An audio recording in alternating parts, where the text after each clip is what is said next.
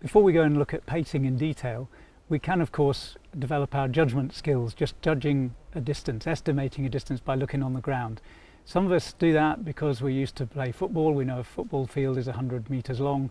Maybe you're a sprinter, maybe you used to swim, 25-meter lengths, 50-meter lengths. So that's another skill that we can develop. Looking at pacing in detail, most people, if we count a double step, in other words, what we're going to do is only count every time, say, our left foot touches the ground.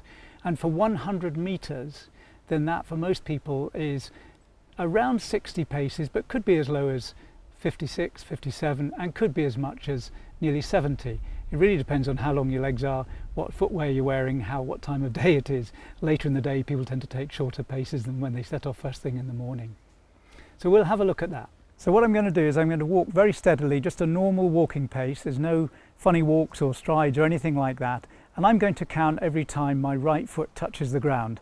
So it's easy, I just set off with my left. So 1, 2, 3, 4, 5, 6, 7, 8, 9, 10, 11, 12, 57, 58, 59. There we are. So I've taken 59 paces there to cover 100 meters.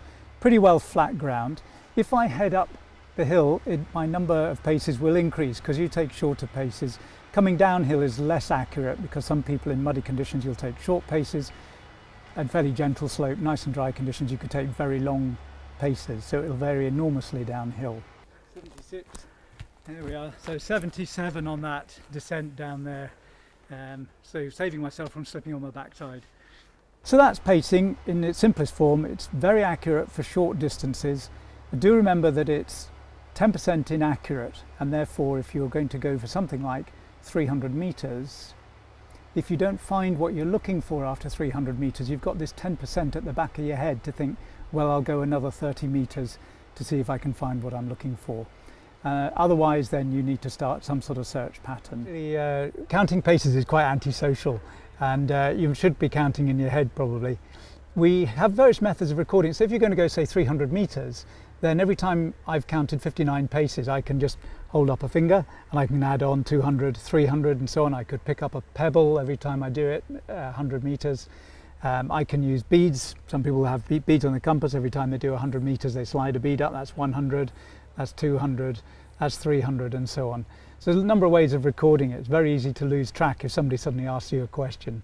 So that's why we need to make sure we know how many hundreds we've done.